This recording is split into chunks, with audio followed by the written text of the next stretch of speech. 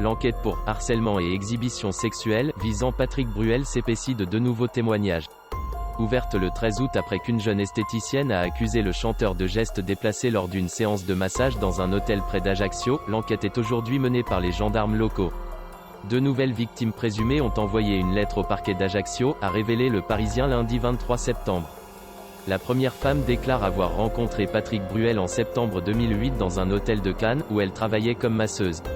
Selon le quotidien, le chanteur aurait refusé d'enfiler un sous-vêtement jetable et aurait réclamé une caresse sexuelle avec les mains, disant qu'il obtenait régulièrement de telles faveurs dans les hôtels marocains. Devant le refus de la jeune femme, le chanteur aurait alors sous-entendu être en mesure d'influer sur sa carrière, connaissant bien son patron. Toujours selon Le Parisien, Patrick Bruel aurait alors tenté de passer ses bras autour de sa taille, mais l'employé l'aurait repoussé.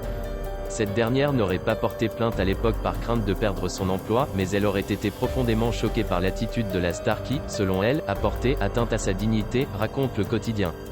La seconde accusatrice a, selon nos confrères, accompagné son courrier d'une plainte au parquet d'Ajaccio. Vivant aux îles Baléares, elle dénonce des faits qui auraient eu lieu en 2011 à l'hôtel de luxe Eden Rock de Saint-Barthélemy, dans les Caraïbes.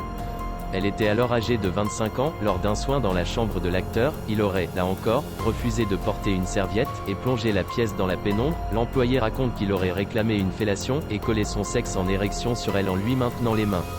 Elle aurait refusé catégoriquement. Intimidée par la renommée de l'artiste, elle aurait accepté de revenir le lendemain pour une séance qui se serait déroulée sans accroc.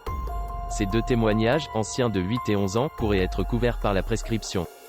Mais ils seront utiles pour évaluer la crédibilité des faits présumés en Corse, pour lesquels il n'y a pas de témoins.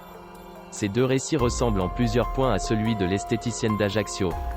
Contacté par Le Parisien, le procureur de la République d'Ajaccio n'a pas souhaité faire de commentaires. De leur côté, les avocats de Patrick Bruel, maître Karine Bourdier et Hervé Temim, ont déclaré au quotidien ne pas avoir eu connaissance du contenu de ces témoignages et notre client n'a pas été interrogé sur ces allégations.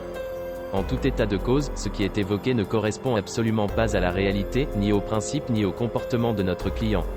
L'enquête judiciaire permettra de le démontrer. Entendu par les gendarmes le 8 septembre dernier, Patrick Bruel a démenti tout comportement répréhensible.